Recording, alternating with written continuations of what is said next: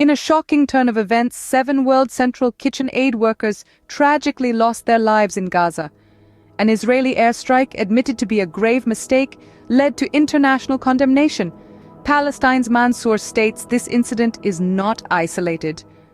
I want to express our appreciation to Algeria, Guyana, and Slovenia for convening this important meeting today. And I want also to add to express our appreciation to the unanimous decision by the Arab group yesterday requesting through our representative, the ambassador of Algeria, to ask for this meeting and the 2 other countries, Guyana and Slovenia, for joining in this endeavor.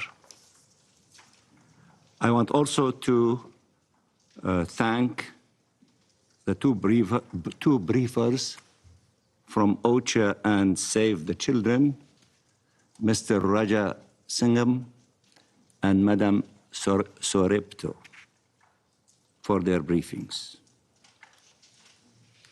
Madam President, allow me to address you today not only in your capacity as diplomats representing your states, but as parents and grandparents, as daughters and sons, as members of families that you love and cherish. Last night, a Palestinian father sat powerless by the bedside of his 2-month-old baby, watching him die slowly of hunger. After searching for hours and days for baby formula in northern Gaza to no avail. A mother had to leave her children in their home for their safety while she went out to try and find flour. She heard a loud bombardment as she reached the street's corner, rushed back with no flour, only to find her home destroyed and her kids killed. We speak of this terrifying assault against life in Gaza in days and months, 180 days, 6 months. But parents calculate in hours, agonize in minutes and seconds, and they wonder, how much longer will they have to wait? How much longer can they preserve shreds of life before them too? They are torn apart. To how many children will they have to bid an eternal farewell?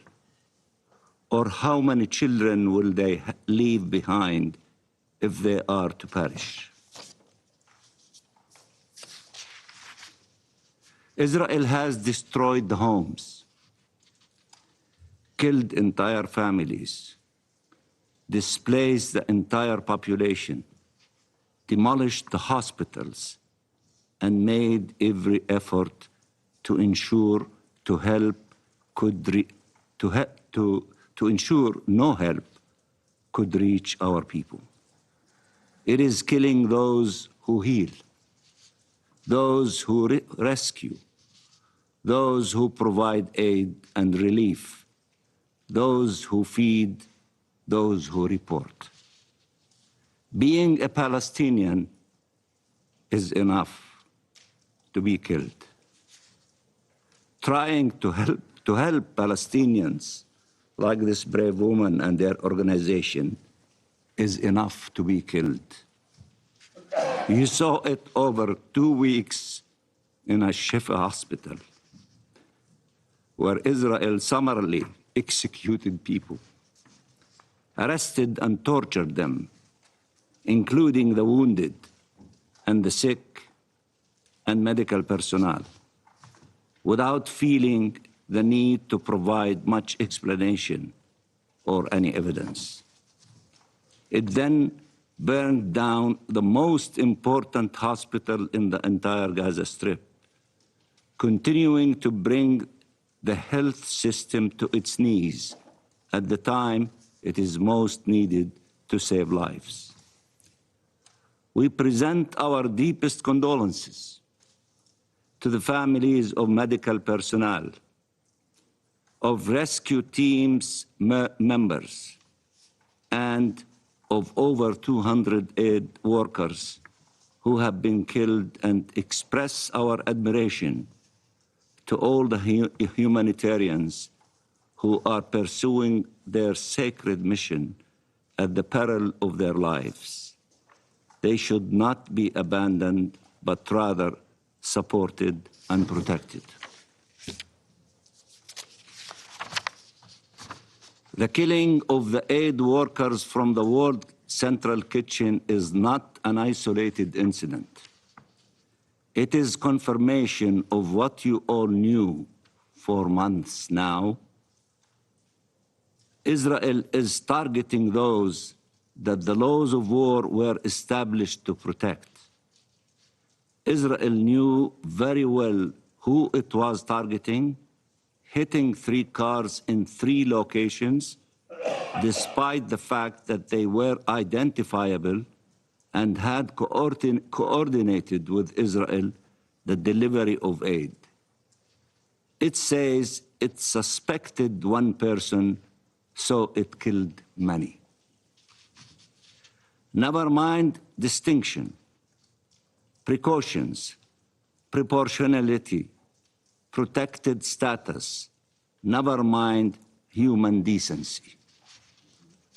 It is unfortunate that it took the killing of foreign nationals for some to fully acknowledge the fate reserved to Palestinians for 180 days now. As the World Central Kitchen CEO eloquently said, and I quote, "This is not only an attack against WCK, this is an attack on humanitarian organizations showing up in the most dire of situations where food is being used as a weapon of war. This is unforgivable," end of quotation. It is even more unforgivable that Israel, as occupying power, is the one with responsibility in ensuring that the civilian population is not harmed or starved, and instead it is not only inflicting such harm and starvation, but also killing those trying to alleviate them. For Israel, the entire civilian population and anyone helping them and the entire civilian infrastructure are legitimate targets. It's enough to call them, quote unquote, collateral damage, express grief, and move on to committing the next crime. Israel baselessly argued that the problem was in the organization delivering life-saving humanitarian assistance, UNRWA, whose role is fundamental and who is doing heroic work on the ground. Now, even the NGOs who have worked in the worst possible circumstances around the world are saying they cannot operate in Gaza because of the environment created by Israel. Madam President, Israel, while killing with its bombs and bullets over 32,000 Palestinians and maiming over 72,000 Palestinians, have also made sure to create a man-made famine, the worst of its kind, affecting over 2 million people, besieged and starved, with tons of assistance by a few kilometers away. Who can still speak of shared values with Israel that is committing such crimes without being devoured by shame? This council finally demanded an immediate ceasefire, leading to a lasting and sustainable ceasefire. Israel ignored this demand. Resolution 2728 must be implemented.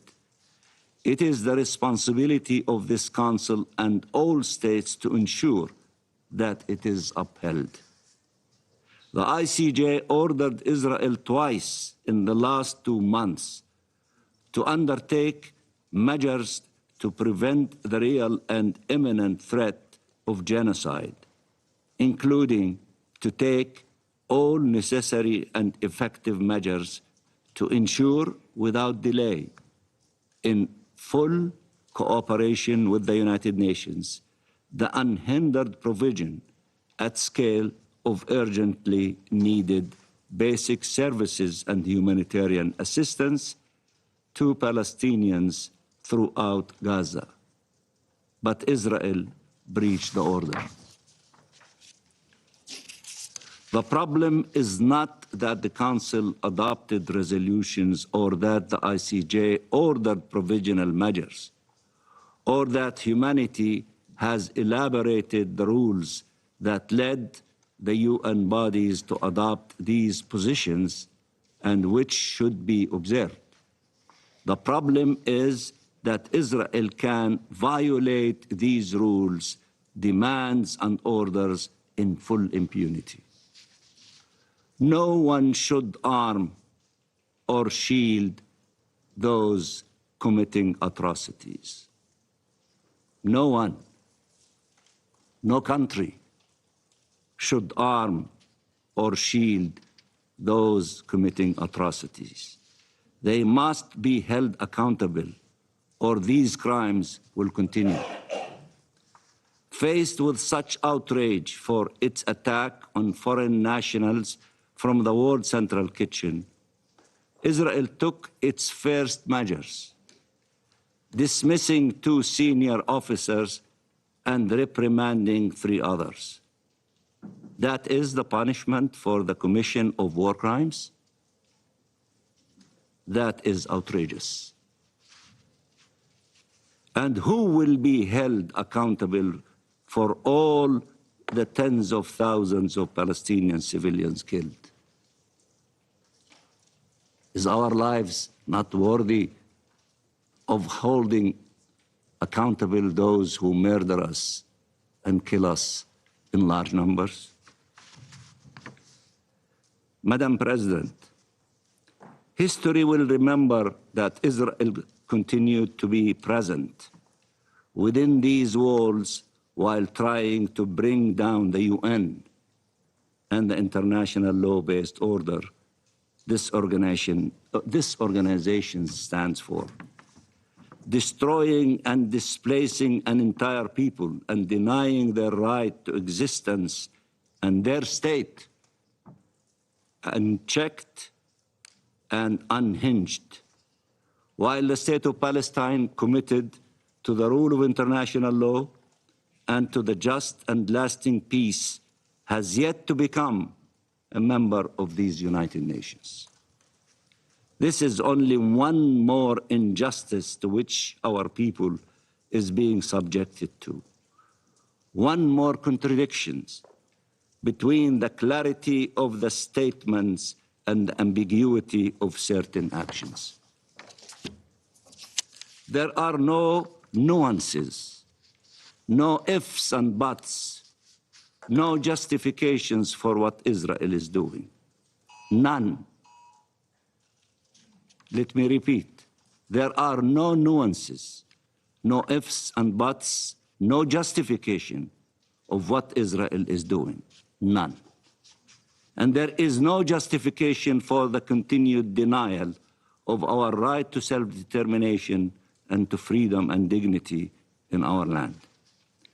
We knew, you all knew what was coming 6 months ago.